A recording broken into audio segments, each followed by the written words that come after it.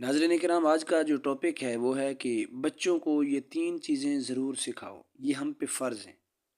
ہر شخص اپنے بچوں کو ان 3 چیزوں کی تعلیم ضرور دے۔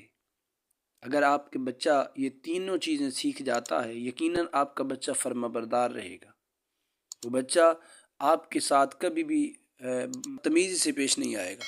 آپ کا بچہ ہمیشہ کے لیے آپ کے جس طرح آپ حکم فرمائیں گے ویسا ہی کرے گا۔ تو جانیے ذرا اس ویڈیو میں۔ نحمدہ ونصلی ونسلم علی رسولہ الکریم، اما بعد فاعوذ باللہ من الشیطان الرجیم، بسم اللہ الرحمن الرحیم۔ اللہم صلی علی سیدنا و مولانا محمد وعلی آل سیدنا و مولانا محمد وبارک وسلم وصلوا علیہ۔ جی ناظرین کرام، السلام علیکم ورحمۃ اللہ وبرکاتہ۔ امید کرتا ہوں کہ آپ خیر و عافیت سے ہوں گے، اور دعا گو ہوں کہ مالک کائنات آپ کو ہمیشہ سلامت رکھے۔ آقا علیہ الصلوۃ والسلام کی بارگاہ میں درود و سلام کا نذرانہ پیش کرتے رہیں۔ ناظرین کرام، آج کا جو ٹاپک ہے وہ ہے کہ اپنے بچوں کو یہ 3 چیزیں ضرور سکھاؤ، اور یہ آقا علیہ الصلوۃ والسلام کا فرمان ہے۔ یوں سمجھیے یہ ہم پہ فرض ہے کہ ہم امیر ہیں یا غریب، کوئی جس خاندان سے تعلق رکھتا ہے، یہاں ہر ایک کے لیے فرض ہے کہ وہ اپنے بچوں کو ان 3 چیزوں کی تعلیم دے۔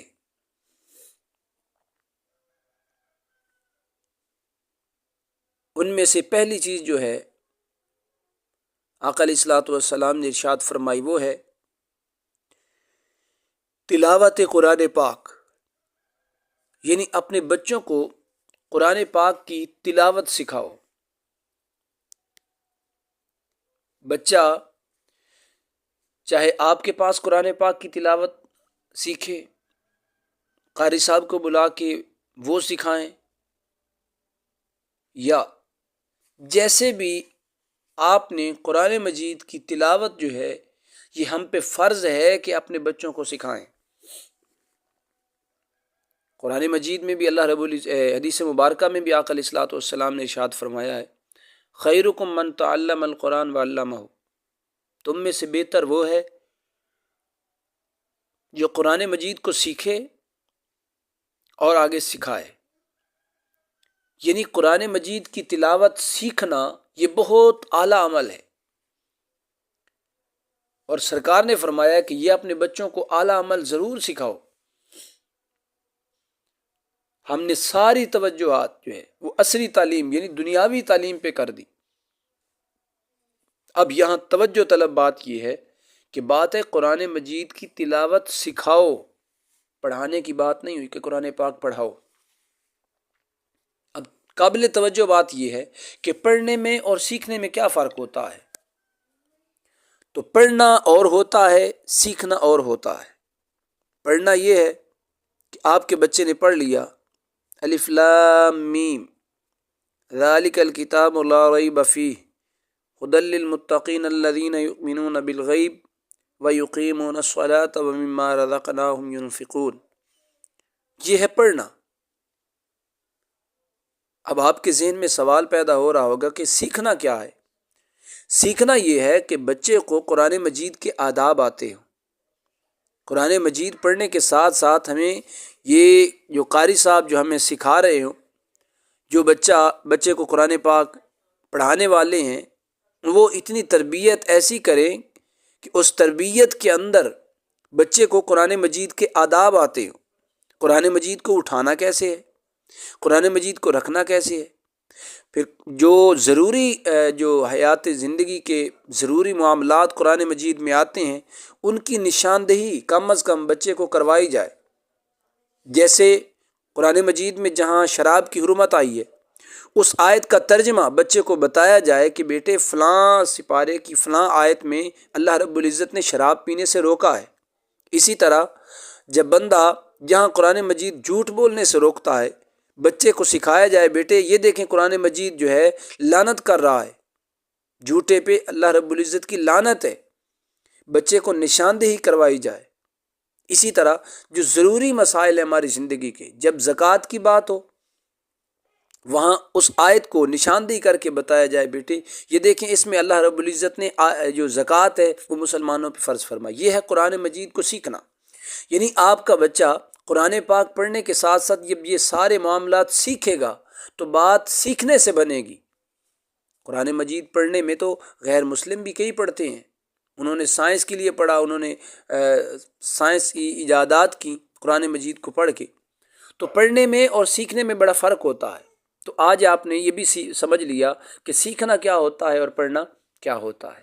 قرآن حدیث پاک میں جو حضور نے فرمایا ہے کہ قرآن مجید کو سیکھو اور سکھاؤ، افضل وہ ہے جو قرآن مجید کو سیکھتا ہے اور دوسروں کو سکھاتا ہے، تو یہاں پڑھنے پڑھانے کی بات نہیں سرکار نے فرمائی کہ جو پڑھے اور پڑھائے، نہیں، بلکہ سیکھے اور سکھائے۔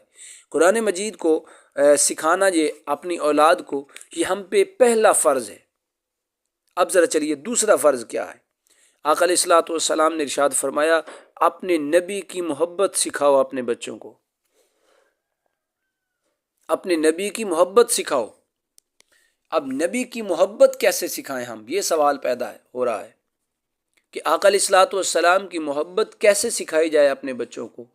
تو بچوں کو نبی پاک کی محبت ایسے سکھائی جائے کہ آقا علیہ الصلوۃ والسلام کے جو واقعات ہیں وہ سکھائے جائیں کہ نبی پاک صلی اللہ علیہ وآلہ وسلم نے اپنی پوری حیات طیبہ میں کبھی جھوٹ نہیں بولا، نبی پاک صلی اللہ تعالیٰ علیہ وسلم نے کبھی کسی کا حق نہیں کھایا، نبی کریم صلی اللہ علیہ وآلہ وسلم کا حسن و جمال ایسا تھا، مصطفیٰ کریم صلی اللہ علیہ وآلہ وسلم کا بچپن اتنا نرالا تھا، آقا علیہ الصلوۃ والسلام کی جوانی اتنی پاکیزہ تھی۔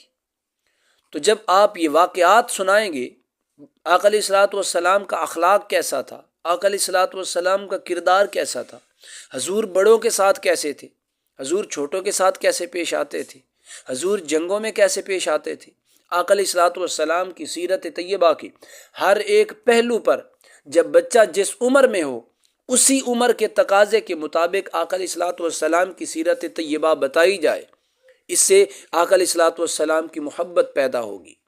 پھر آقا علیہ الصلوۃ والسلام کی بارگاہ میں درود و سلام سکھایا جائے کہ بچہ درود و سلام پڑھے، تو آپ کا بچہ جب درود و سلام پڑھے گا تو آقا علیہ الصلوۃ والسلام کی محبت اس کے سینوں میں آئے گی۔ اسی طرح آقا علیہ الصلوۃ والسلام کی نعت اپنے بچوں کو سکھائی جائے، بچے آپ کے نعتیں پڑھے، آقا علیہ الصلوۃ والسلام کی محبت آئے گی۔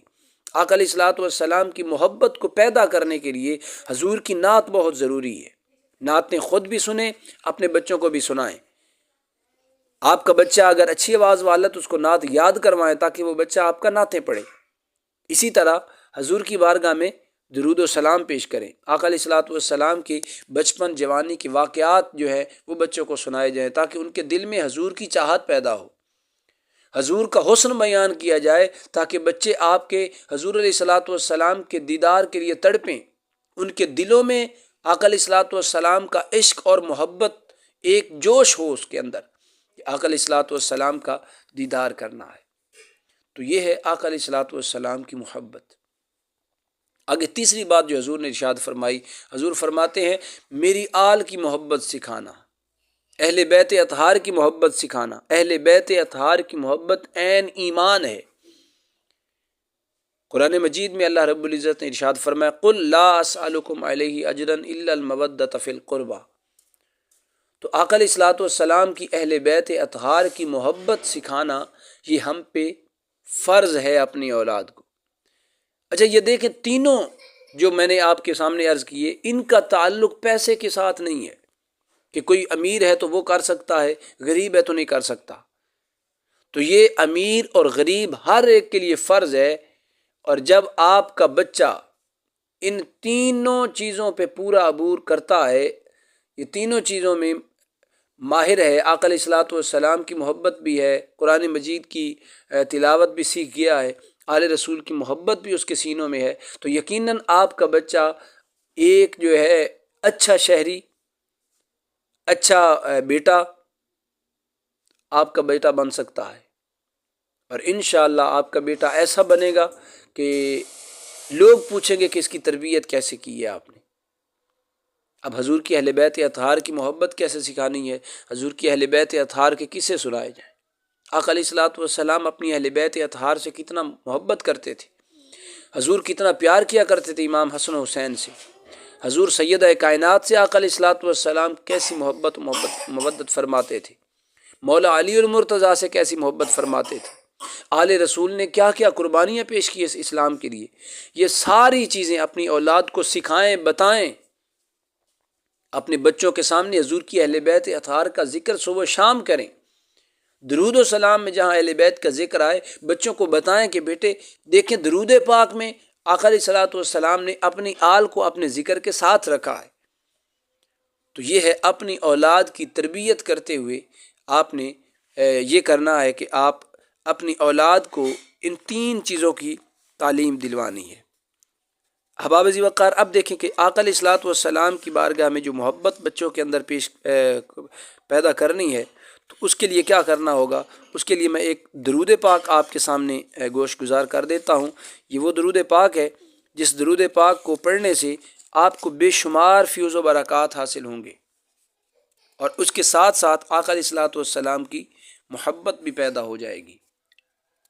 احباب عزیز وقار، وہ ذرا درود پاک سماعت فرمائیے۔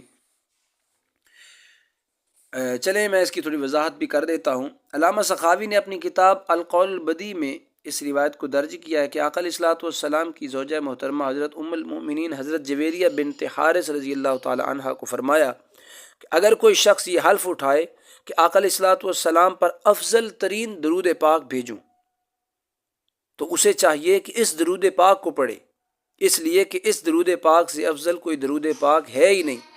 لہٰذا جو شخص یہ چاہتا ہے کہ اس پر ہمیشہ اللہ کی رحمت رہے تو اس درود پاک کو ہر روز 41 مرتبہ پڑھے۔